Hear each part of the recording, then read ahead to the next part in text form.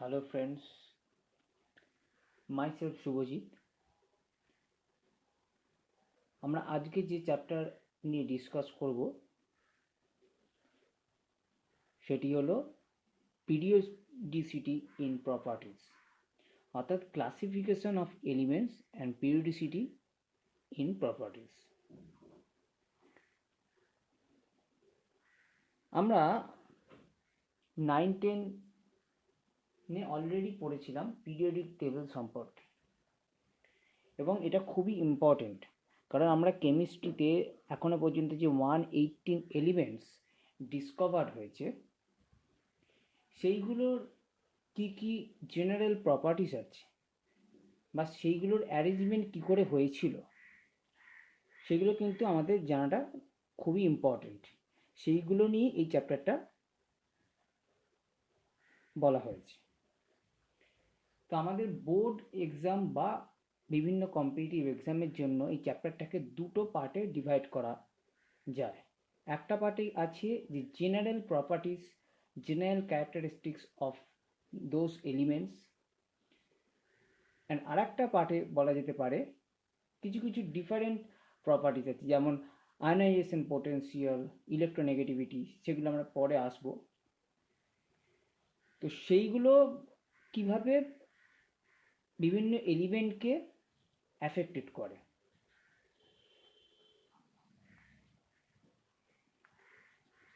আমাদের এই পিরিয়ডিক টেবিলটা স্টার্ট হওয়ার মেন স্টার্টিং পয়েন্ট ছিলেন একজন সায়েন্টিস্ট, যিনি নাম ছিল ডোবেনেরিয়া। তো তিনি একটা রুল অফ ট্রায়াড বানিয়েছিলেন, অর্থাৎ তিনি করেছিলেন কি না, তিনটে করে এলিমেন্ট নিয়ে উনি ভেবেছিলেন যে তিনটে এলিমেন্টের হয়তো প্রপার্টিসগুলো সেম তাদের অ্যাটমিক মাস অনুযায়ী। সেই জন্য উনি ছোট ছোট করে তিনটে করে এলিমেন্টসগুলোকে এক একটা গ্রুপে ফেলেছিলেন। তারপরে এসেছিলেন সায়েন্টিস্ট নিউল্যান্ড। তিনি করেছিলেন কি নিউল্যান্ডস রুল অফ অক্টেভ, অর্থাৎ আমরা যখন কি জেনেছিলাম আগের ক্লাসে অ্যাটমিক স্ট্রাকচার পড়ার সময়, যে বা আমরা 9-10-ও পড়েছিলাম যে 8টা করে যদি কোনো সেলে ইলেকট্রন ফুলফিল হয় তো সেই সেলটা বা সেই এলিমেন্টটা খুবই বেশি স্টেবল হয়ে যায়। তো সেইটাকে ভেবে উনি নিউল্যান্ড কি করেছিলেন না 8টা করে এলিমেন্ট নিয়ে একটা করে ক্লাব করেছিলেন। কিন্তু মুশকিল হয়ে গেল কি না ডি ব্লক এলিমেন্টের ক্ষেত্রে, অর্থাৎ ডি ইলেকট্রনগুলো কিন্তু আলাদা বিহেভ করতে লাগলো। তো তারপরে আরও অনেক সায়েন্টিস্ট এসেছিলেন। তো অনেক দিন পর ডিমিট্রি মেন্ডেলিভ এলেন, এবং ডিমিট্রি মেন্ডেলিভ টোটাল এলিমেন্টসগুলোকে একটা দারুণভাবে অ্যারেঞ্জ করলেন, যার উপর বেস করে আজকে মডার্ন পিরিয়ডিক টেবিলটা সাজানো হয়েছে। তো ডিমিট্রি মেন্ডেলিভ কি করলেন, আর ডিমিট্রি মেন্ডেলিভ করলেন উনি বললেন যে একটা রুল বানালেন যে বিভিন্ন এলিমেন্টসের কেমিক্যাল অ্যান্ড ফিজিক্যাল প্রপার্টিসগুলো তাদের অ্যাটমিক মাসের সাথে পিরিয়ডিক্যালি রিপিটেড হয়।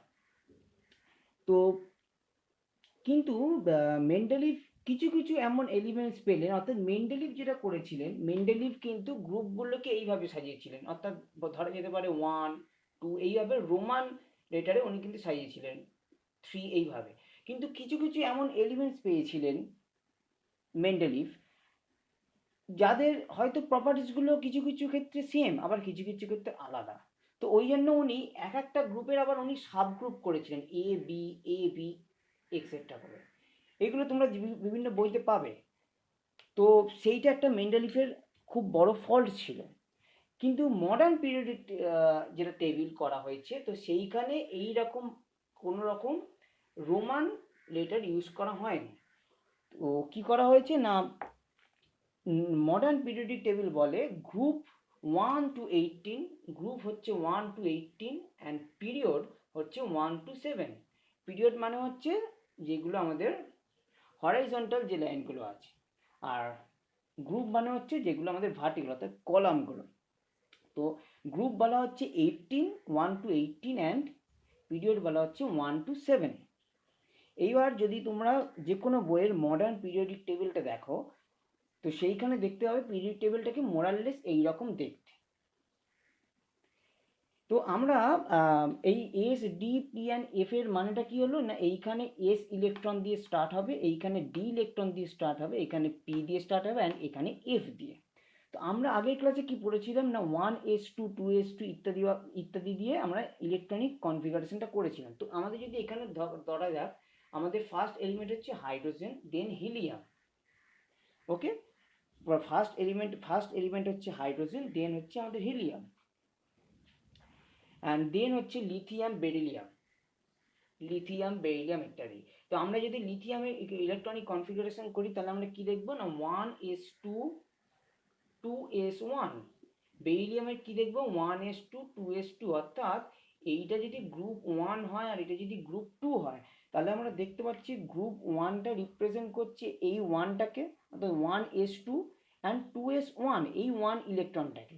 গ্রুপ 2 যদি হয় তাহলে 2তে কি পাচ্ছি, 1s2 অ্যান্ড 2s2। ওকে, তো এইভাবে আমাদের চলতে থাকছে। কিন্তু আমরা যদি দেখি যে ক্যালসিয়াম পর্যন্ত যাওয়া হয়, তো ক্যালসিয়ামের ইলেকট্রনিক কনফিগারেশন হচ্ছে 4s2, অর্থাৎ ভ্যালেন্স সেটের ইলেকট্রনে। তো ক্যালসিয়ামের পর আমরা কি দেখি না, ক্যালসিয়ামের পর কিন্তু ডি ইলেকট্রন ঢুকে যায়। যদি তোমরা মডার্ন পিরিয়ডিক টেবিলটা দেখো তাহলে দেখবে যে এইখানে ডি এর 10টা করে টোটাল ইলেকট্রন পাওয়া যাবে, নেক্সট হচ্ছে পি এর 6টা থাকবে। তো এইভাবে সমগ্র পিরিয়ডিক টেবিলটা সাজানো হয়েছে। এবং পিরিয়ডিক টেবিলের একটা জায়গায় দেখবে, অর্থাৎ অ্যাটমিক নাম্বার যেখানে 57, সেইখানে কি করা হয়েছে না, সেইখানে একটা স্টার মার্কস দেওয়া আছে। 57 একটা স্টার মার্কস দেওয়া আছে অ্যান্ড 89 একটা স্টার মার্কস দেওয়া আছে। তো এই স্টার মার্কসগুলো মানে কি হলো না, এর এই 58 থেকে এবং 90 থেকে আমাদের এফ ইলেকট্রন আসতে শুরু করলো। এবং এফ ইলেকট্রনের যেহেতু প্রপার্টিসগুলো পুরোটি আলাদা, এফ ইলেকট্রনওয়ালা এলিমেন্টগুলো, তো সেই জন্য তাদেরকে আলাদা একটা এরকম টেবিল বানানো হলো। যেহেতু 57 এলিমেন্টের নাম হচ্ছে ল্যান্থানাইট, তো তাদের সেই অনুযায়ী এটার নাম দেওয়া হলো ল্যান্থানয়েড। অ্যান্ড 89 যে এলিমেন্টটা সেটার নাম হচ্ছে অ্যাক্টিনিয়াম। তো সেইটার অনুযায়ী এফ ইলেকট্রনের সেকেন্ড পিরিয়ডটার নাম দেওয়া হলো অ্যাক্টিনয়েড সিরিজ। আচ্ছা, এইখানে আরেকটা জিনিস বলার আছে যে এস অ্যান্ড পি এই দুটো গ্রুপকে কালেকটিভলি বলা হয় রিপ্রেজেন্টেটিভ এলিমেন্টস। ডি ব্লকের এলিমেন্টসগুলোকে বলা হয় ট্রানজিশন এলিমেন্টস। অ্যান্ড যেহেতু ডি ব্লকের মধ্যে এফ ব্লকটা ইনার্ট হয়ে আছে, সেই জন্য এফ ব্লকটাকে বলা হয় ইনার্ট ট্রানজিশন এলিমেন্টস। আমাদের যেটা লাগবে সেটা হচ্ছে জেনারেল কনফিগারেশনগুলো আমাদের লাগবে বোর্ড এক্সামের জন্য বা বিভিন্ন কম্পিটিটিভ এক্সামের জন্য। জেনারেল কনফিগারেশন হচ্ছে NS12, এটা হচ্ছে এস ব্লকের ক্ষেত্রে। ডি ব্লকের ক্ষেত্রে হচ্ছে N-1, D 1 to 10, NS12। P ব্লকের ক্ষেত্রে হচ্ছে NS2, P 1 to 6, NP 1 to 6। And F ব্লকের ক্ষেত্রে হচ্ছে N-2, F 1 to 14, দেন হচ্ছে N-1, D 0 to 1, and then হচ্ছে NS2। এইগুলো মানে কি হলো, এই এন এর ভ্যালুটা হচ্ছে পিরিয়ডের নাম্বার। যদি আমরা সাপোজ যদি আমরা আয়রন দেখে নিই, ওকে, তো আয়রনটা আমাদের কোন পিরিয়ডে আছে না, আয়রনটা হচ্ছে 4 নম্বর পিরিয়ডে। তো আমরা যদি এখানে যদি N4 বসাই তাহলে কি পাবো না, এটা হচ্ছে 3D, আয়রনের ক্ষেত্রে হচ্ছে 6 অ্যান্ড 4s2। তো আয়রনের কনফিগারেশন কিন্তু আমরা সেটাই পাই। তো অর্থাৎ এন এর ভ্যালুটা হচ্ছে পিরিয়ডের নাম্বার। এবং এখানে আরও কিছু কিছু আছে, যেমন গ্রুপ 17কে বলা হয় হ্যালোজেন গ্রুপ, গ্রুপ 18কে বলা হয় নোবেল গ্যাস গ্রুপ ইত্যাদি। এরপরে আমরা যেটা যাব সেটা হচ্ছে কিছু আইউপিএসি নোমেনক্লেচার আছে।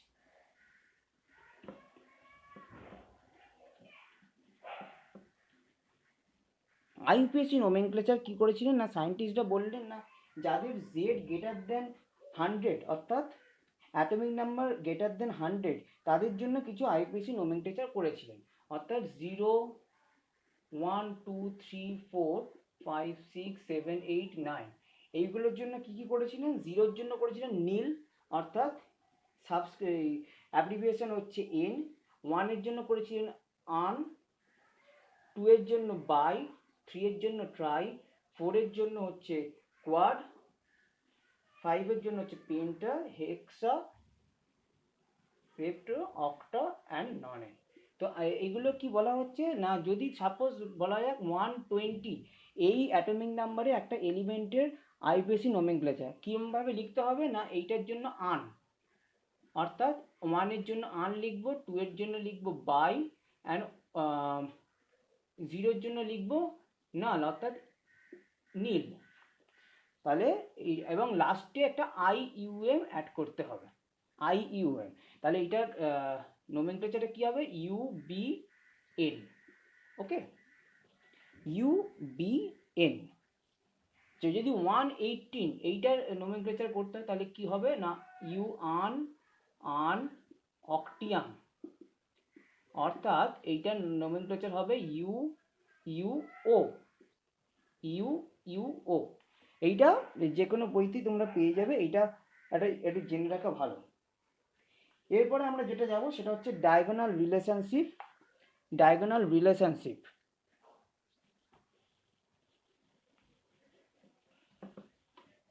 অর্থাৎ পিরিয়ড 2 এবং পিরিয়ড 3 যদি আমরা দেখি এবং গ্রুপ 1 2 3 4 এই যদি চারটে কম্পাউন্ড আমরা নিই, অর্থাৎ lithium, beryllium, boron and carbon, আর এইদিকে যদি নিই sodium, magnesium, aluminium and silicon, অর্থাৎ পিরিয়ড 2 অ্যান্ড পিরিয়ড 3 এবং গ্রুপ 1 থেকে 4 এই 8টা এলিমেন্টের মধ্যে ডায়াগোনালি যদি এলিমেন্টগুলোকে আমরা নিই তাদের মধ্যে অনেক প্রপার্টিস সিমিলার দেখা যায়। যেমন ধরে নেওয়া যাক লিথিয়াম অ্যান্ড ম্যাগনেসিয়াম, এদের প্রপার্টিসের মধ্যে কিন্তু প্রচুর সিমিলারিটি আছে। একটা এক্সাম্পল দেওয়া যেতে পারে, যেমন লিথিয়াম কার্বনেট অ্যান্ড ম্যাগনেসিয়াম কার্বনেটকে যদি হিট করা হয়, both will form oxide and liberate CO2। তো এইভাবে আমাদের এইটাকে বলা হচ্ছে ছোট করে ডায়াগোনাল রিলেশনশিপ।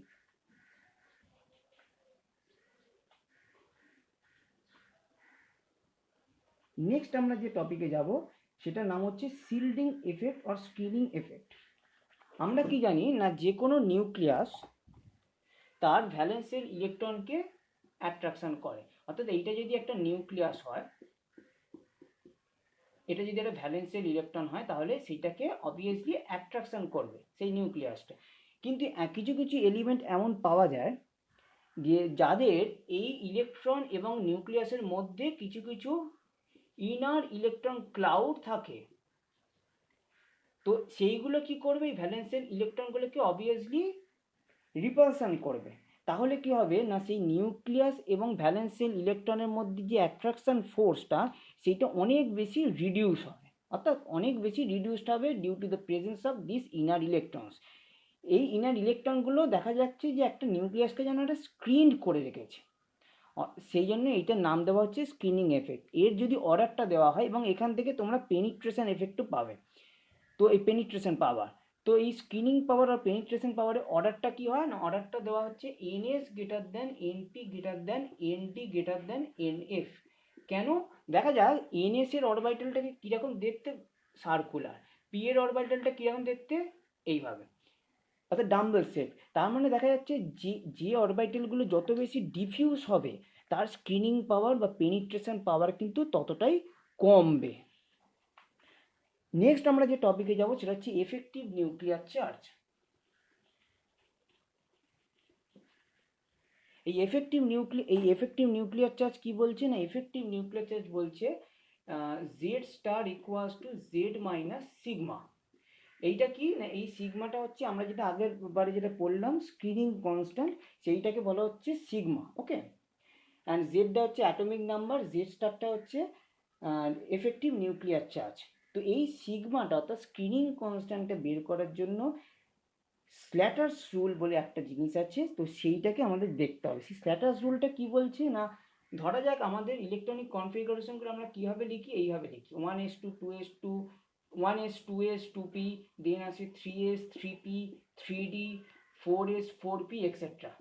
তো স্ল্যাটার বললেন যে এই গ্রুপগুলোকে ক্লাব করো তোমরা, ঠিক আছে, ক্লাব করা যাক, এবং যে অরবিটালে অথবা যে সাবসেলের ইলেকট্রন আমাদের ক্যালকুলেট করতে হবে সেই সাবশেলে ইলেকট্রনগুলো কন্ট্রিবিউট করবে 0.35 ইউনিট করে, তার ঠিক আগের গ্রুপটা কন্ট্রিবিউট করবে 0.85 করে, তার আগের গ্রুপটা করবে 1.00। এইটা একটা এক্সাম্পল দিলে তোমরা বুঝতে পারবে। সেটা হচ্ছে Zn যদি 30 আমরা যদি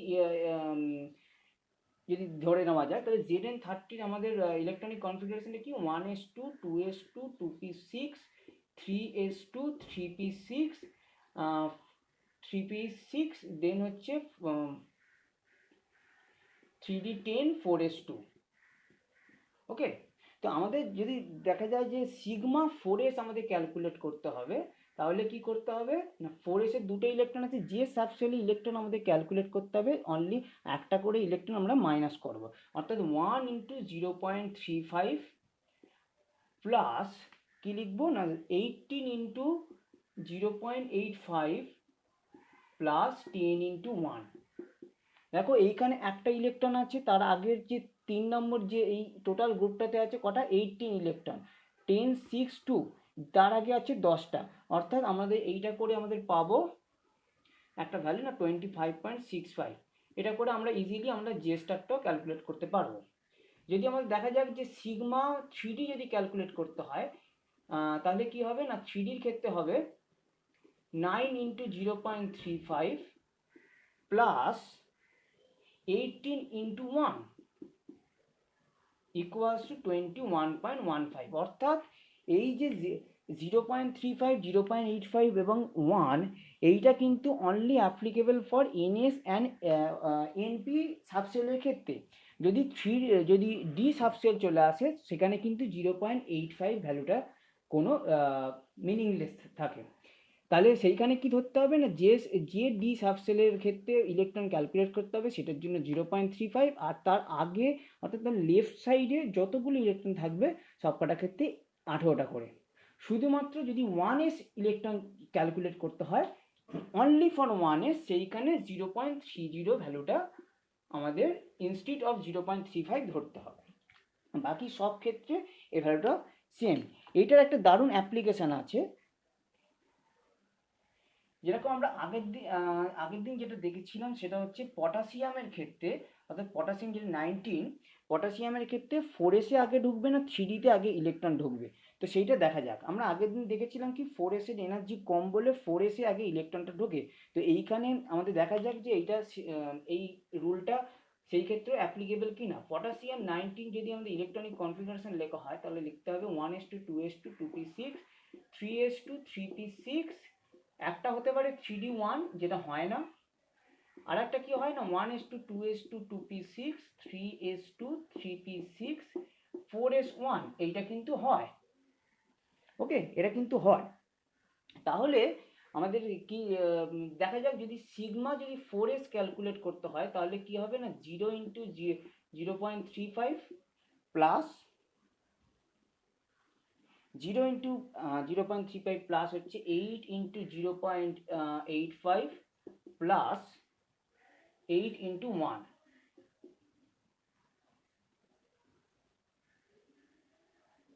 সরি 10 ইন্টু 1।